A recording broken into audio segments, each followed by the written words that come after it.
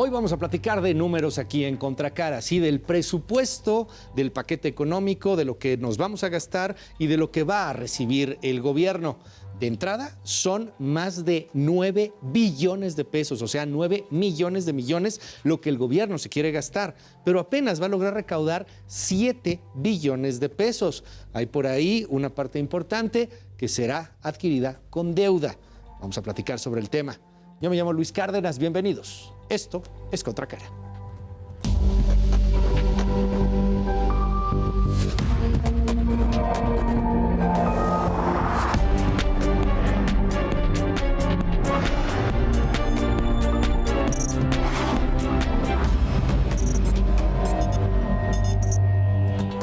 El 8 de septiembre, hace unos días, en la Cámara de Diputados, se entregó el paquete económico. Y bueno, pues hay cambios ahí muy importantes, hay estimaciones, nada de esto se ha aprobado todavía, son apenas las estimaciones de lo que nos vamos a gastar como Estado mexicano y de lo que vamos a recibir. Veamos al secretario de Hacienda, Rogelio Ramírez de la O. La formulación del paquete toma en cuenta previsiones realistas sobre el comportamiento de la actividad económica y las principales variables fiscales y financieras.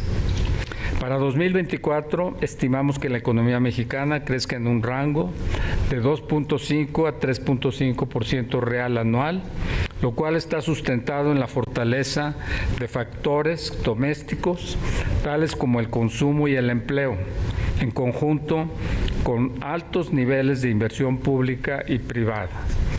En lo que respecta a las finanzas públicas, se da continuidad al ejercicio responsable de política fiscal que permitirá que el saldo de la deuda pública se mantenga en un nivel sostenible en el cierre de la administración. Respecto a la iniciativa de la Ley de Ingresos de la Federación, quisiera destacar que su principal objetivo es continuar garantizando la fortaleza de la recaudación mediante acciones que promuevan la simplificación del marco tributario y permitan reducir la evasión y la elusión fiscal. En lo correspondiente al proyecto de presupuesto de egresos, se priorizan la inversión social, la conclusión de proyectos que impulsan la inversión física y la recuperación del poder adquisitivo del salario. Y esta mañana el presidente López Obrador, ya de regreso de su gira por América Latina, habló del presupuesto, del paquete económico. Esto fue lo que dijo en la mañanera. Entonces, nosotros estamos haciendo mucho más con menos, sin aumentar impuestos, sin aumentar el precio de las gasolinas, el precio de la luz, sin endeudamientos, que eso es lo otro. De que, ¿qué barbaridad? ¿Va a haber déficit? No. La deuda pública de México es menor a la deuda pública que dejó Calderón y que dejó Peña Nieto. Pero entiendo pues sus arranques de histeria, porque estaban muy mal acostumbrados. El pueblo no existía. Bueno, pero ahora sí que pues hay quien tiene otros datos. Lo vamos a platicar aquí en Contracara en unos momentitos más, después de la pausa. ¿Usted qué opina? Escríbame por favor en todas nuestras redes sociales. Regresamos con mucho más aquí en Heraldo Televisión.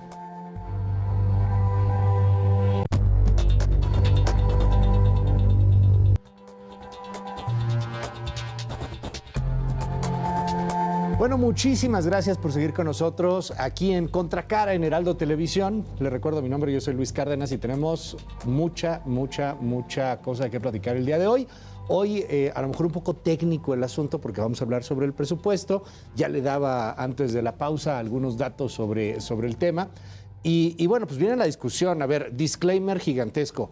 Lo que vamos a discutir el día de hoy todavía no es ley, pues, o sea, son las propuestas, vamos a ver el agarrón de los legisladores, de los congresistas, en torno a lo que nos vamos a gastar y en torno a lo que se supone que el gobierno va a ganar en este año. Muchísimo de qué hablar y todas las preguntas abiertas para todo el mundo en @LuisCárdenasMX y en @HeraldoTelevisión.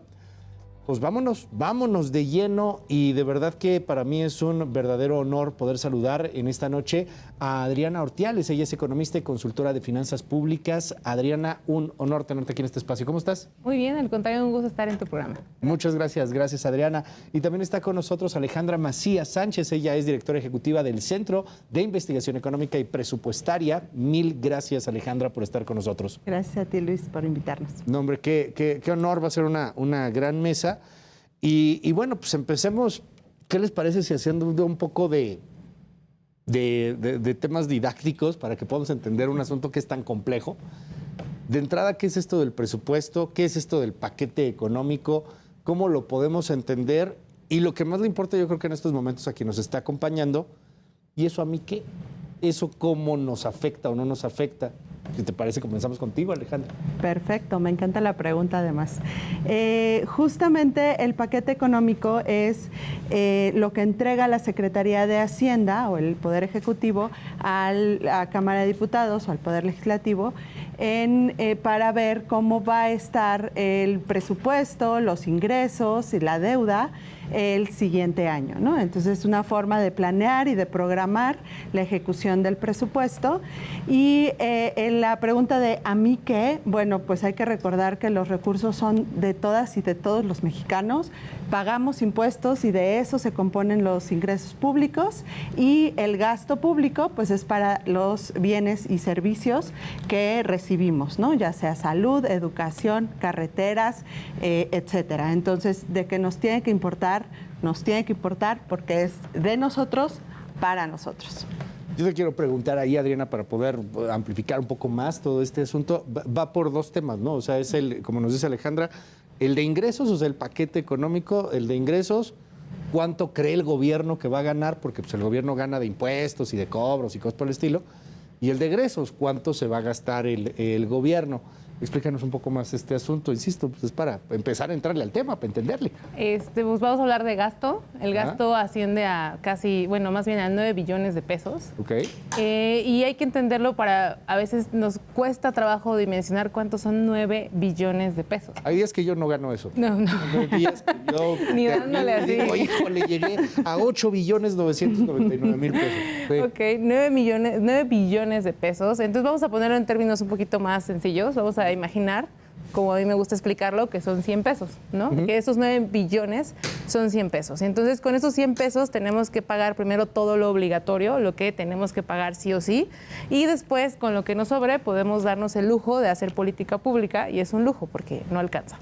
Entonces, estos 100 pesos vamos primero a destinarlo a pagar la deuda, el costo de la deuda, es decir, los intereses. Hay que pagar también los recursos que van a los estados, las participaciones en función de lo que hayan recaudado el año previo. Y también tenemos por ahí una bolsita de ADEFAS, que son los adeudos, que lo que no pagamos, los que llegaron tarde a pedir su factura, ¿no? Entonces, cuando nosotros pagamos este primer rubro, que se llama no programable, de los 100 pesos nos quedan solamente 72 pesos.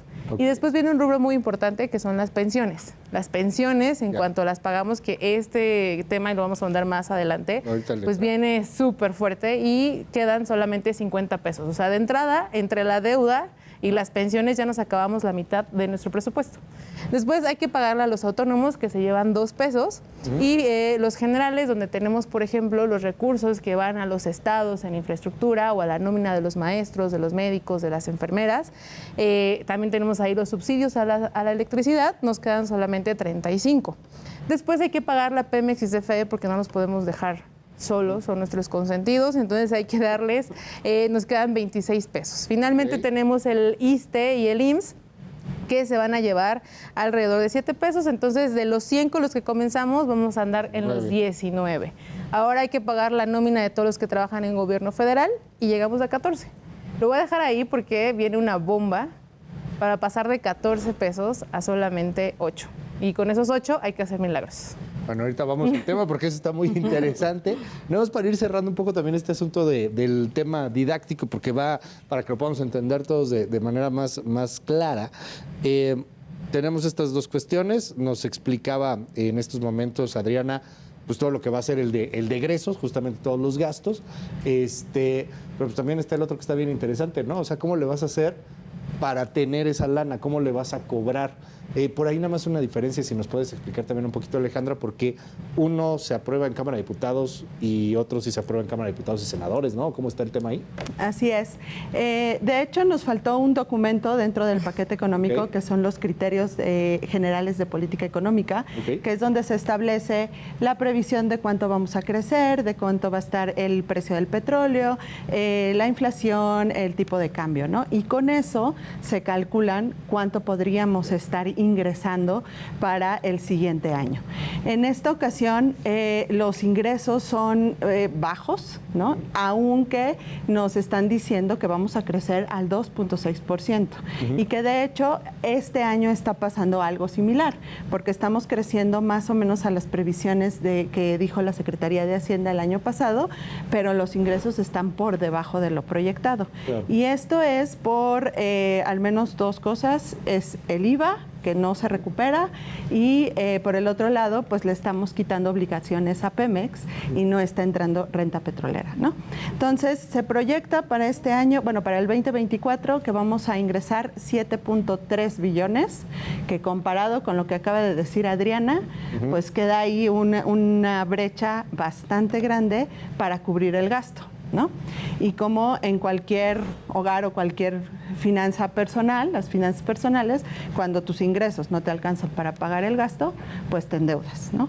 Y ese es como lo que está sucediendo ahora. Estamos viendo un endeudamiento bastante grande.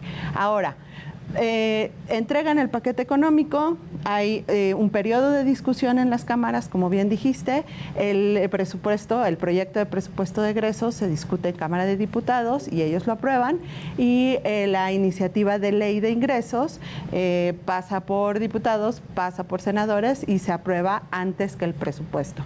La ley de ingresos tiene que estar lista para el 20 de octubre y el presupuesto tiene que estar aprobado hasta antes del 15 de noviembre.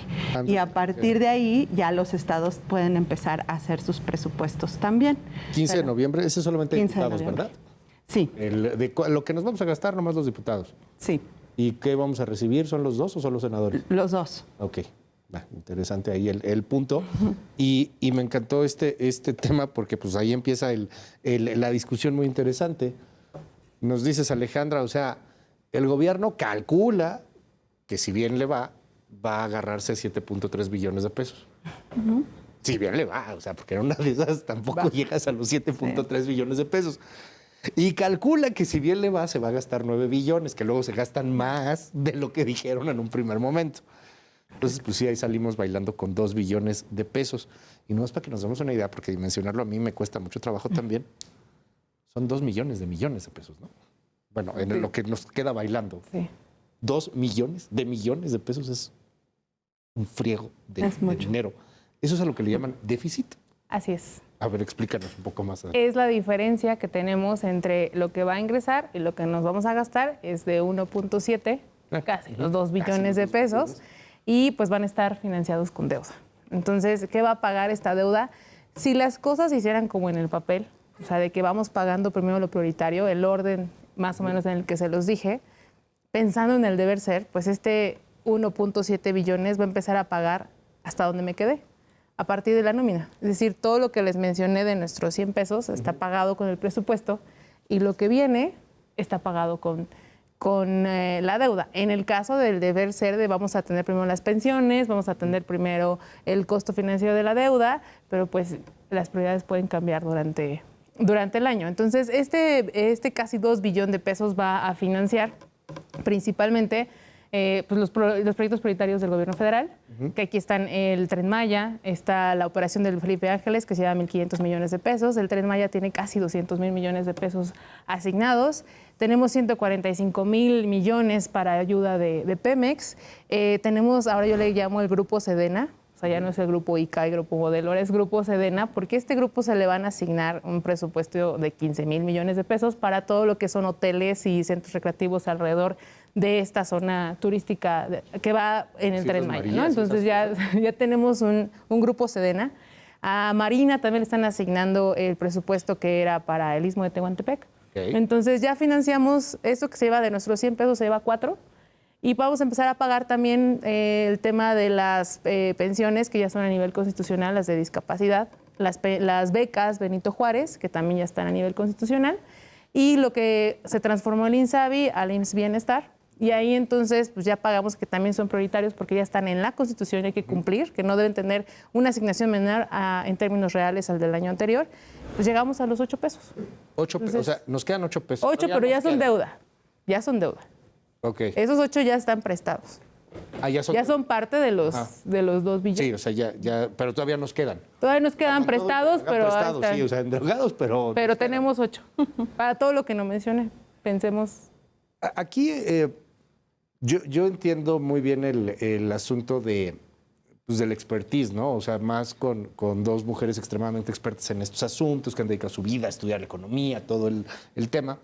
Pero hay alguien en este momento que nos está viendo. Saludos, señor, señora, señore, que nos está viendo. Y que está diciendo, son unos mentirosos. El país no se ha endrogado. López Obrador dice que no hay deuda, no hay deuda. A ver, el Fondo Monetario Internacional, ¿cuánto le debemos?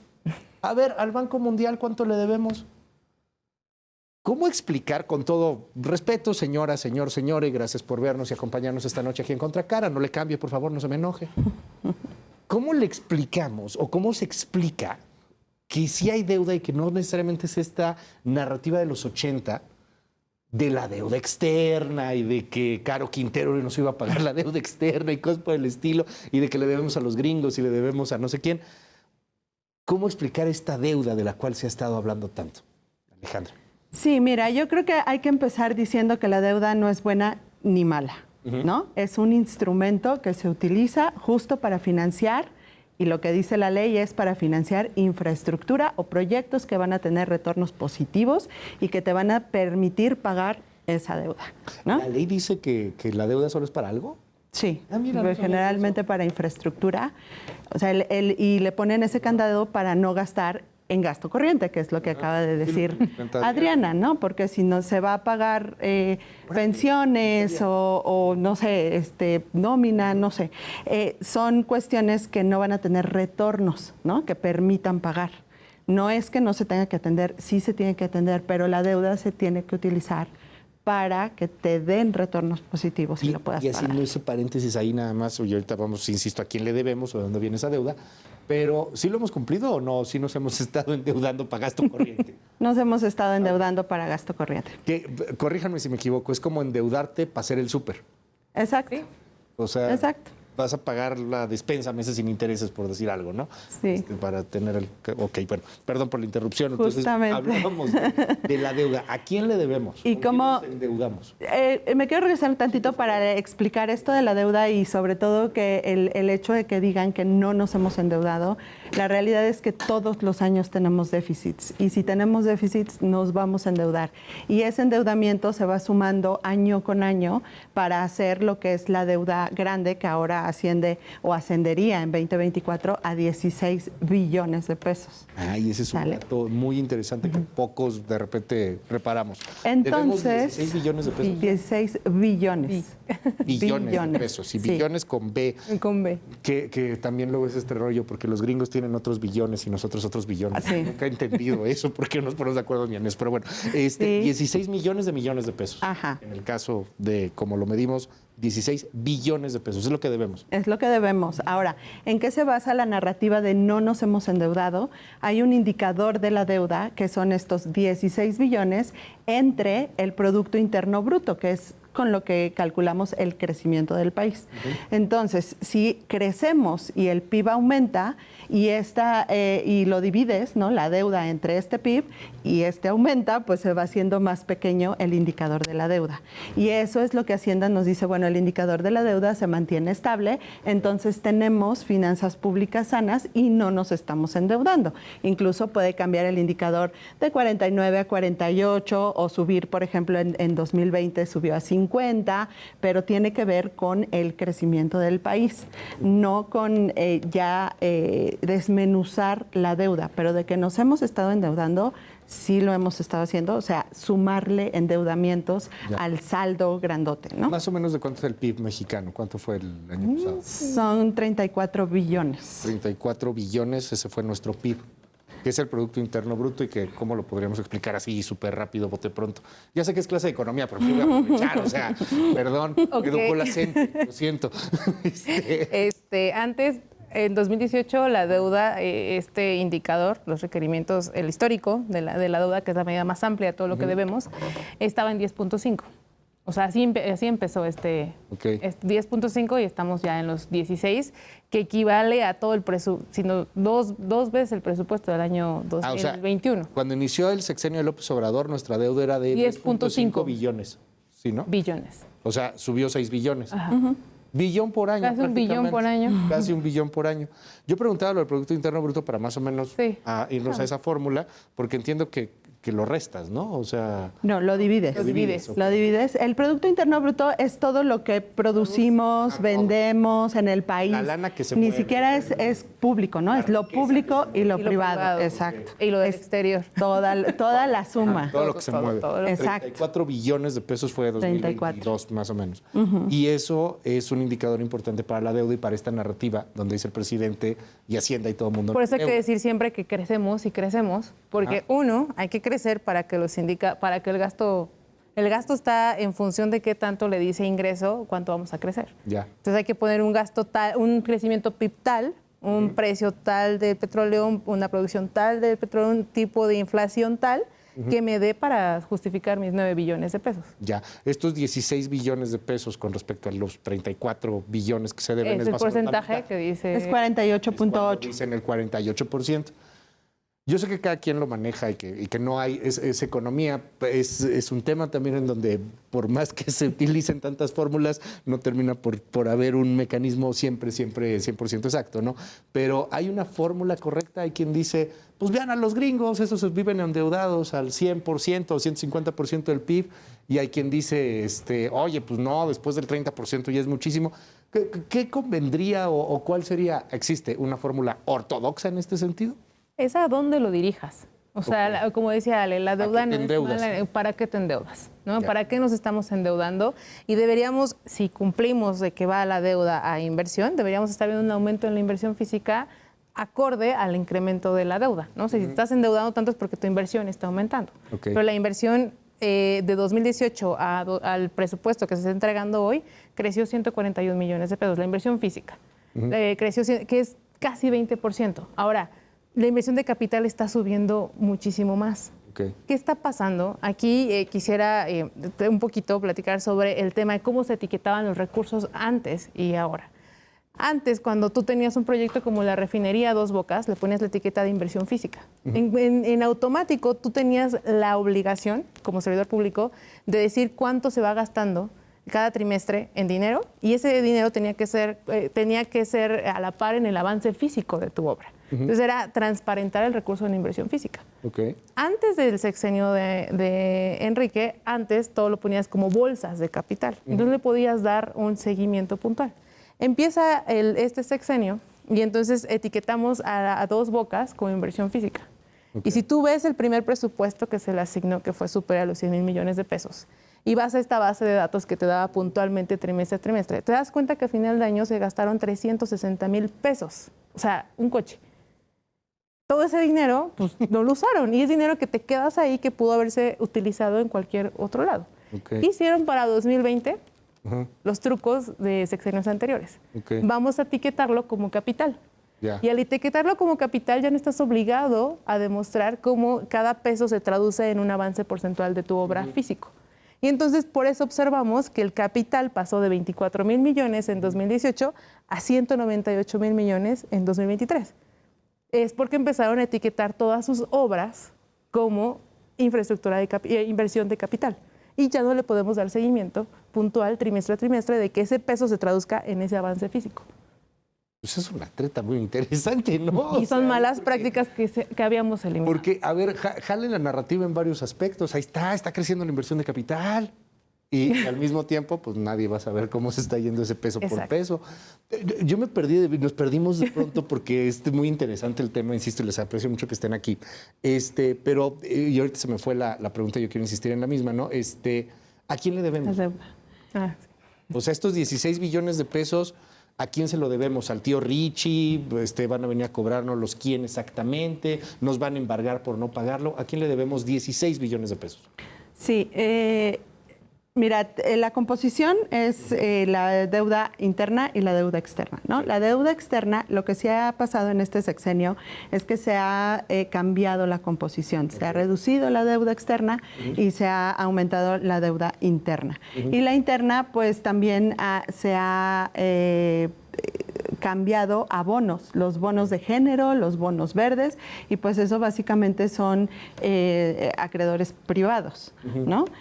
Pero pues a los bancos, como le decías, al Fondo Monetario Internacional, al Banco Mundial, o sea, a organismos internacionales, también se les debe, también a acreedores privados. Y por ejemplo tenemos pues estos bonos o instrumentos como los CETES, que también pues cualquiera puede acceder a ellos, y es una cantidad de la deuda interna que es importante. Y otra es, sí, por ejemplo, las Afores compran muchos CETES. Entonces, finalmente la deuda también está en esas empresas. Es como pagamos nosotros, como mexicanos, paga alguien, va a un banco, puede ir a cualquier banco, ahorita el CETE está pagando muy bien, compra un CETE o compras los CETES, y el gobierno tiene esa liquidez en ese momento, pero va a tener que pagártelo, como cualquiera. Tú necesitas una lana para una construcción en tu casa, pues ahorita el banco te lo da y se lo vas a tener que pagar, pero después con intereses.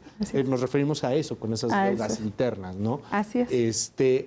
Y en este momento, creo que hay más deuda interna que externa. Sí, el 77% es interna y el resto es externa. Eso está bien porque no le debemos a alguien, digamos, fuera, o sea, nos debemos a nosotros mismos para... Pues, estoy simplificándolo mucho, lo sé, pero... Sí. Pero tiene que ver con el dólar, ¿no? O sea, tú aquí debes con pesos y la externa es en dólares, entonces también depende de la fluctuación del tipo de cambio, ¿no? Y entonces y por eso también ha cambiado la composición, van reduciendo la externa para no tener estos movimientos y estos riesgos, ¿no? Quisiera regresar un poquito a la pregunta que le hiciste a Adriana sobre el nivel de deuda. Es cierto que no hay como una especificación, ¿no? El 50% para nosotros es algo que esta administración ha dicho no quiero pasar del 50%, pero depende también de tu capacidad de pago, ¿no? O sea, creces, no creces, ¿cuánto recaudas? Ese es un punto importantísimo, porque pues al final si te endeudas y no tienes con qué pagar, pues te vas a meter en un gran lío. Y eso es lo que le pasó a Estados Unidos apenas, que no iba a poder pagar su deuda y tuvieron que levantar el techo, ¿no? Y aquí, digo, eso no pasa. No estamos tan endeudados como Estados Unidos ni tan endeudados como Japón, pero el chiste es que pues también recaudamos, ¿no? 14% del PIB, más los petroleros que le estamos quitando responsabilidades u obligaciones a Pemex, y la renta petrolera se le está quedando a Pemex y no está pasando a la bolsa de gobierno. Entonces, de eso depende el análisis de cuánto nos podemos endeudar o no. Tal vez pudiéramos llegar al 100% si tuviéramos una recaudación mucho más fuerte. Claro. Y creciéramos a niveles como lo hacen los países más ricos. A ver, hay aquí dos temas bien interesantes. Uno, ¿para qué nos endeudamos? Y dos, una vez que te endeudas, ¿lo vas a poder pagar o no lo vas a poder pagar a futuro? Tú nos hacías este ejercicio muy padre, Adriana, de los 100 pesos, ¿no? Yo de pronto pienso, vamos a comprar algo, y ese algo... A ver, una cosa es, ¿vale la pena o no vale la pena? Quiero comprarme un relojazo, ¿no? Pues si vale la pena, si necesitas el relojazo, o quiero comprarme un carrazo, y si necesitas el carrazo o es demasiado. A ver, uno tendría que analizarlo. vamos a comprar algo que es muy necesario, a lo mejor una casa. Ok, perfecto. ¿Cuánto puedes pagar mensualmente sobre tu casa? No sé, 10,000 pesos. Ok, qué padre, pues vas pagando mes a mes esos 10,000 pesos. De repente te empiezas a endrogar y tú ganas 100 pesos y resulta ser que de los 100 pesos que estás ganando todos los meses, estoy poniendo ejemplos simplemente muy, muy frívolos y simples, pero bueno, los 100 pesos que ganas todos los meses, pues de deuda te estás aventando 90 pesos, entonces quedas bien tronado. ¿Cómo estamos nosotros en esto que tú nos desglosabas? De los 100 pesitos, ¿cuánto dedicamos a deuda? ¿Cuánto pagamos a deuda? Al costo financiero de la deuda es el primer rubro que les di. Estamos dedicando 14 pesos. Es el costo, nada más estamos pagando los intereses. ¿Okay? No capital, pues. Para entenderle. No, pagamos intereses, comisiones. Y el problema también aquí es que no es tan transparente como quisiéramos la información, ¿no? Entonces no sabemos exactamente cuánto es de intereses, cuánto de capital, cuánto de comisiones, ¿no? Pero la verdad es que no sé, 80%, 90% yo creo que son intereses. O sea, es muy difícil que estemos liquidando capital, la verdad.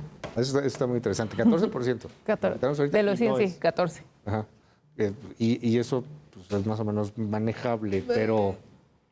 Pues, a ver, si pensamos que es para los grandes proyectos, pues estamos financiando con deuda de largo plazo, bajo el argumento que están dando de sí, vamos a ampliar a aumentar el endeudamiento porque es para financiar nuestros proyectos que en un año o dos nos van a dar el rendimiento suficiente para pagar la deuda y además darte un ingreso extra. Entonces, de ahí también el hecho de financiarte con deuda de largo plazo para proyectos de inversión que te van a dar rendimiento en el corto plazo, tampoco cuadra, ¿no? Entonces, y lo que te dice los 14 pesos en el costo financiero es que te estás dedicando a patear la deuda hacia el futuro, y Ale tiene un dato muy bueno de cuánto vamos a pagar ahora por persona.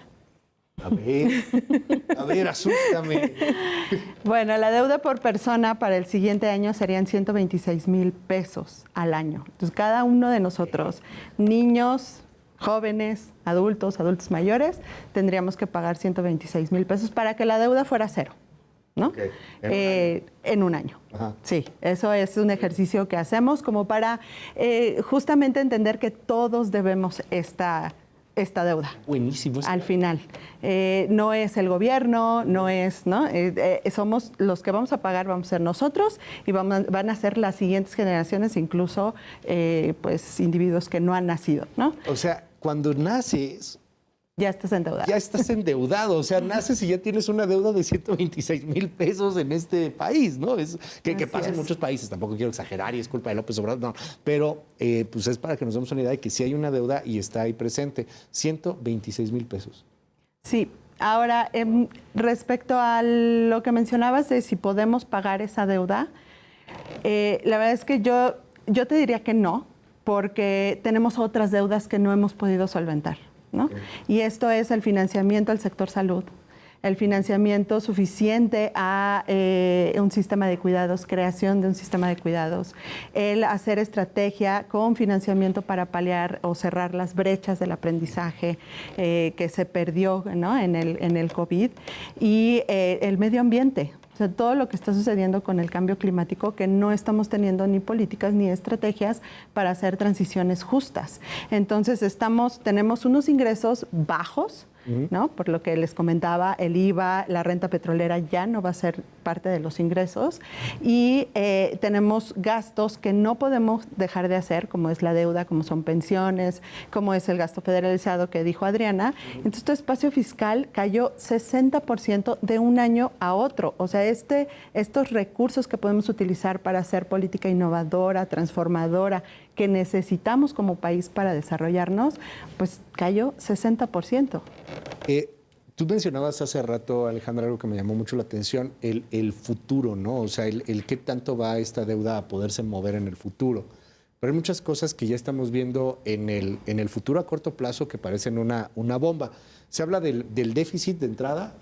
Hacienda dice que nomás va a ser este año, pues ya veremos qué pasa el siguiente año y que le vamos a heredar, sea quien llegue a la presidencia de la República. Todo parece que o será Claudia Sheinbaum o será Xóchitl Gálvez. Viene un reto mayúsculo. Veo otro ahí también que es pensiones y veo otro ahí que es Pemex y me imagino que ustedes ven muchísimos otros más. ¿cuáles son las bombas de tiempo para la siguiente administración? Esto ya no lo va a tocar a López Obrador, clarito, pero ¿qué le puede reventar a Sheinbaum o a Gálvez, que son pues, las más probables que lleguen a la presidencia, ¿no?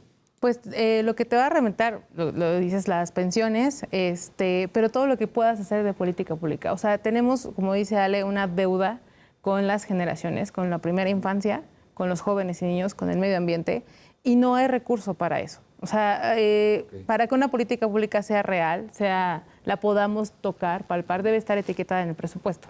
Y esas políticas no han estado.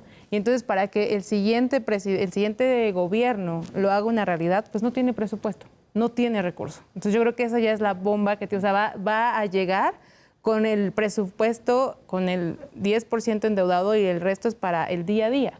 Pero no tenemos recurso para un sistema universal de salud ni un sistema nacional de cuidados. Y ahora no solo es gastar por gastar, aumentar el gasto, porque nuestro presupuesto es inercial totalmente. O sea, es más y más cada año, siempre es mayor al del año anterior, pero no solo es gastar por gastar. Tenemos un FONE que hoy tiene casi $500 millones de pesos, ¿ok? Pero cuando tú vas a analizar cómo está el gasto por niño, el gasto del FONE se debe traducir en que más niños acaban la escuela primaria. Entonces es el resultado de pagarle más a los maestros o mejorar sus prestaciones. Y cuando tú lo analizas, pues ves que Chiapas, Oaxaca y Michoacán, que son los más rezagados, reciben menos recursos que Baja California Sur, que está en los primeros lugares y recibe más recursos. Entonces no solo es vamos a aumentar, la bomba que yo también veo es que se tiene que rediseñar toda la manera de gastar, porque si no, de por sí van con la bomba de que no hay recurso para una política social efectiva. Y a lo mejor, lejos de hacer recortes sin sentido, creo que podemos hacer muchas mejoras haciendo un gasto, un presupuesto eficiente en el gasto. Porque, volviendo a este ejemplo de los 100 pesos, a ver si lo entiendo también de esta forma, este año son 8, de los 100 pesos, 8 son los que puedes hacer algo, ¿no? Ya todo lo demás ya está súper comprometido, ya ni le muevas, nomás 8 pesos. O sea, 8 puedes hacer algo, pero no algo nuevo. O sea, puedes pagar hospitales, las escuelas, darle mantenimiento a las carreteras, o sea, el día a día que ya está en el presupuesto. O sea, ese es tu lo que corriente, digamos, el que faltaba que no Sembrando Vida, pues, o sea, todo lo que no mencionamos, el día a día. Agrícola. Algo nuevo, como un sistema nacional de cuidados, no está aquí. Es imposible. Pues no está aquí. Entonces esa es la bomba, o sea, la bomba es que no hay recursos. Exacto, o sea, no hay. Ya ni siquiera hay, no hay ni 8 pesos. No hay. Ya no hay nada. No hay 8 pesos. Y la única opción que tienes, pues, es endeudarte. Endeudarte. ¿Cuál ves tú, además de estos, Alejandra? O sea, hablemos un poquito también, porque yo creo que el tema de pensiones brinca bien cañón. Y amigos, si ustedes nos están viendo y tienen menos de 35 años, 40 años, pues lo más probable es que deje usted generación Afore y esas cosas. Usted es generación rásquese con sus uñas. O sea, ve cómo le haces, porque pues, el futuro se ve bien complicado para nuevas generaciones. Pensiones, ¿cómo lo ves? O sea, cada vez va creciendo, me impacta. Creo que son casi 2 billones de pesos, ¿no? Sí. Coincide incluso con el endeudamiento. Nos hacen pensar muy mal. Sí. No. Es que son 20 pesos de los 100 pesos de los que estamos hablando. 22 pesos. ¿No? Son 22, crece de 23 a 24, crecería 12%, ¿no? Crece más la pensión para adultos mayores, para el bienestar de los adultos mayores. Pero aquí la preocupación es, las pensiones crecen al 7%, las contributivas, las que tienen que ver con el mercado formal, 7%, que además son las más caras, y estamos creciendo económicamente al 2, al 3%. Entonces, no hay crecimiento económico que nos permita pagar las pensiones. ¿La pensión, perdón, otra vez al 13? Al 7. Al 7. Las contributivas, ¿no? Las que están IMSS, ISSSTE, Pemex, CFE, ¿no? A ver, ¿qué es lo que nos preocupa de las pensiones? Son completamente desiguales. El 24% del decil más rico, el decil más rico concentra 24% de esos 2 billones y el decil más pobre el 5%. Entonces, el decil con más recursos recibe 4.6 veces más que el decil más pobre, ¿no? Entonces, el hecho es redistribuir el gasto, no quitar el derecho. La pensión es un derecho igual que la salud, igual que la educación, pero están financiados de manera desigual. ¿no? Entonces hay que hacer ajustes importantes en el sistema de pensiones y tendría que formar parte de una reforma fiscal que debería de implementar pues la siguiente presidenta, porque le está dejando una bomba, ya deja tú por temas, sino del sistema fiscal. Que ya le revienta, perdón, a la siguiente presidenta, creo, ¿no? O sea, por el tema de crecimiento poblacional, los temas de edad, etcétera, o sea, ya empezará a reventar 2027, 2028 probablemente. Y es mucho más allá de simplemente un problema de presupuesto, es un problema social, porque con todo y las pensiones y lo que tengamos, pues estamos hablando de cantidades raquíticas que no alcanzan absolutamente para nada y bueno, pues personas que a lo mejor ya no van a estar en capacidad de trabajo. ¿Qué otro ves, por ejemplo, Adriana? El tema Pemex, tú decías hace rato, ¿por qué tenemos que consentir a Pemex y a CFE? Es que Pemex debe desaparecer y quedarse solamente en lo que es eficiente. Okay. O sea, creo que... Liberal, te escuchaste. Por eso las llamamos empresas hace años, Sí. porque esa era la intención. CFE creo que ya comenzaba a caminar como una empresa hace algunos años y la tenemos en las mismas, ¿no? Entonces yo creo que Pemex debería permanecer en lo que es eficiente. Creo que este subsidio que le vamos a dar a través de energía para su deuda, o sea, ¿qué podríamos hacer con 145,000 millones de pesos? O sea, decimos que no tenemos recursos, que es una bomba que nos va a estallar, pero yo creo que ahí tenemos 145 que pueden usarse de una mejor manera, ¿no? CFE también, por el lado de sus pensiones, tenemos más personas pensionadas que trabajadoras.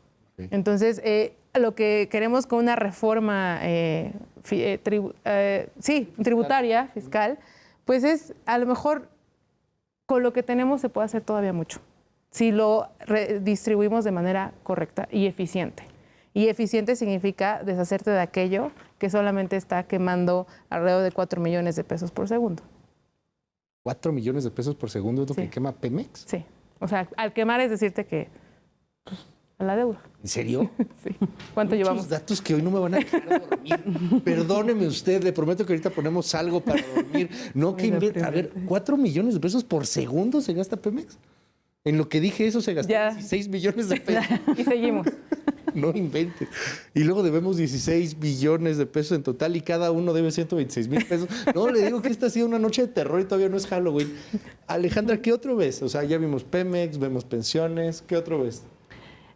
Salud, definitivamente, ¿no? Creo que es una de las grandes deudas que nos va a dejar esta administración, ¿no? De muchas promesas, de cambiar, desaparecer Seguro Popular, de crear INSABI, de desaparecer INSABI, de crear, ¿no? IMSS Bienestar, y que sigue sin alcanzarnos el presupuesto que nos están dando, ¿no? Es cierto que para 2024 se establece un pequeño aumento en general del presupuesto en salud, pero seguimos estando por debajo del 3% del PIB, cuando tendríamos que estar destinando al menos 5% para tener un sistema universal que nos atienda en primer nivel, segundo nivel y tercer nivel, ¿no? Y eso es otra cuestión con el envejecimiento, porque es cobrar pensiones, pero también vamos a ser una población que tenga enfermedades crónicas y que además vivamos bastante más. Pero vive muy mal. Exacto. A diferencia de otros países donde es longeva, pero vive un poquito mejor, ¿no? O sea, aquí vives más, pero vives también feo esos años que vives más. Y la otra es, salud, qué loco. Vamos a ser como más personas adultas mayores solas. Claro. ¿Quién nos va a cuidar? ¿No? Entonces sí hay que ir pensando en ese sistema de cuidados y cómo lo vamos a financiar, porque como decía Adriana, pues no hay recursos para eso, o sí hay, pero hay que redistribuirlos. O sea, hay una parte de pensiones que podrías utilizar. Estos 145,000 millones que dice, te podría ayudar a establecer las bases de un sistema de cuidados. No lo vas a financiar completamente, pero sí lo empiezas a crear, lo empiezas a establecer para infancias, personas con discapacidad y adultos mayores. Yo no digo que esté mal o bien un Tren Maya, ¿no? Pero pues un Tren Maya costó 500,000 millones de pesos, o sea, es $500 million de pesos. O sea, a lo mejor pudimos haber hecho otra cosa además de un tren o en lugar de un tren en el momento muy particular que está viviendo el país. Casi se me está terminando el tiempo y hay muchos temas que se quedan en el tintero como siempre, pero a ver, veo que son 9 billones de pesos lo que nos vamos a gastar, 7.3 lo que se supone el gobierno va a obtener. Este numerito como que no ha cambiado tanto a lo largo de los años, ¿no? O sea, no recuerdo cuánto era el cálculo de ingreso del año pasado y del año antepasado. Era de 8. pero siempre es mucho más, creo que el del gasto, que ese es el que sí va creciendo, que el de ingresos. Y es que aquí nadie quiere hablar de eso, pero pues el gobierno necesita dinero y la única manera de tener dinero, pues creo que es cobrando impuestos, ¿no? Sí, no nos gusta, pero Básicamente. son nuestros amigos. O sea, hay que dejar de satanizar a los impuestos. O el gobierno. ¿no? Lo sé. Porque mira, ninguno de los dos. O sea, Es ya ni idea. que hay que dejar de satanizar al impuesto. El impuesto es la mejor forma de redistribuir la riqueza y de disminuir la desigualdad. Ok. O sea, pensamos que un impuesto es que me lo van a aumentar, de por sí ya pago tanto y además pago doble porque uso educación privada y salud privada y no le veo el resultado, ¿no? Pero nuestro presupuesto se tiene que financiar. Hoy se financia con 54 pesos vienen de impuestos. Tenemos que seguir creciendo más esta proporción con los impuestos y vamos por los que más tienen. Y cuando vamos por los que más tienen es porque en los aumentos de esta riqueza, sobre todo en temporada pandemia, esos incrementos en su riqueza, tiene que haber un costo porque hubo un beneficio a través de las inversiones que hicieron y las hicieron en nuestro país. Y muchas de esas son empresas que no pagan ni impuesto en el país de donde vienen, ni tampoco donde generan sus ganancias como en México. Entonces tenemos empresas que nacen en Estados Unidos, que ganan aquí en México, que revelan su información en Europa, pero terminan en un paraíso fiscal. Y entonces nadie cobró al menos 35% de esos ingresos. Entonces hay que ir más por eso. Tenemos opciones en el predial, una mejor eficiencia en el cobro de predial que le ayudaría a los municipios. O sea, los municipios pueden ayudarle a los estados a cobrar su recurso y que el municipio es el que más se queda con en mayor medida este recurso y que la población, la gente a pie, vemos rápido. O sea, hay una calle nueva enfrente de mi casa. Eso es con una mejora en el cobro de predial. Veía esta encuesta publicada, digo, es de George Soros, ¿no? Que pues, George Soros y el demonio es casi lo mismo, pero está publicada la encuesta de Open Society y a mí me pareció muy reveladora porque el 60% de la gente en el planeta incluso pues tiene desconfianza a los políticos. Entonces cuando dices, pues, ¿a dónde se dan los impuestos? Y luego ves las casas y los bueno, es que esa es lujos otra historia. No, pues, sí, obviamente que nadie los quiere pagar. Sí. Pero muy interesante desde ese punto global, ¿no? Que de hecho entiendo que hay una discusión global en torno al tema para tener una especie de cobro mínimo hacia las empresas transnacionales que hacen justamente toda esta operación. Yo quisiera preguntarles también y preguntarte, Alejandra, el tema mexicano en particular y un país con una economía tan informal como la que tenemos. O sea, dile a todos los que viven de economía informal que paguen impuestos. Claro. A ver quién vota por ti o a ver qué castigo político se te va a aventar, ¿no? Dile a la gente que pues, no paga impuestos, que de repente vas a tener que pagar, pues el músculo electoral se te desinfla. Sí. Totalmente. Aquí el chiste es, como dice Adriana, ¿no? Perderle el miedo a los impuestos, pero para eso tenemos que cobrarlos bien y tenemos que usarlos bien, ¿no? Y yo te diría, hay ya mucha tecnología que nos permitiría desarrollar confianza en el gobierno. Ah, ok. ¿No? Incluso... yo pensé que para cobrar impuestos. Yo dije, no. Bueno, también, pero... También, pero justo utilizar la tecnología para que se haga bien y le cobres a las personas que tienen que pagar más lo que deben de pagar y a las que menos lo que deben de pagar, ¿no? Porque esa es la justicia vertical, justamente, que las personas con más dinero tienen que pagar más. Y las personas que son similares tienen que pagar más o menos lo mismo, ¿no? Entonces, la tecnología nos tiene que ayudar a eso. Ahora, la informalidad. Otra vez la tecnología, ¿no? En México no sabemos cuántos somos, dónde estamos, cuánto ganamos, no lo sabemos. No tenemos un identificador único. La CURP no sirve, de verdad que no sirve para identificarnos. Entonces, si implementáramos este identificador único, ¿no? Haría todo mucho más eficiente. Y para eso, pues también es necesario utilizar la tecnología. Y ser amigables. En el caso de impuestos, yo recuerdo lo que pasó con Peña Nieto. No estoy aplaudiendo a nadie. Creo que fue un sexenio de mucha corrupción y estamos muy polarizados. Entonces todo se malinterpreta. Pero este programa que hicieron de regresar, o de que te metieras a pagar impuestos para el sector informal y te daban seguridad social y el primer año pagabas nada, el segundo año 10%, el tercer año 20%, o sea, que iba siendo escalonado. parecía una buena idea. Después lo quitaron, luego pusieron algo muy raro que ahora es un régimen de pequeños contribuyentes, pero como que no queda muy claro y han detectado por ahí algunas trampas. Creo que entender que hay un gran sector que debería de pagar impuestos, pues es el gran reto. A ver cómo le van a hacer. A ver si lo logra algún gobierno. Sí, es Oigan, complicado. les quiero agradecer muchísimo que hayan estado hoy aquí con nosotros. Ya seguiremos platicando de estos temas si nos dan oportunidad. Y le quiero agradecer también a usted que nos acompañó en esta noche. Alejandra Macías, mil gracias, directora ejecutiva del Centro de Investigación Económica y Presupuestaria. Gracias, Alejandra, por Con estar aquí. muchísimo gusto. Gracias. Y también estuvo aquí con nosotros Adriana Ortiales, economista y consultora en finanzas públicas. Adriana, mil gracias. Un gusto. Sobre todo, gracias a usted. Nos escuchamos pronto y nos vemos pronto. Cuídense mucho. Yo soy Luis Cárdenas. Bye, bye.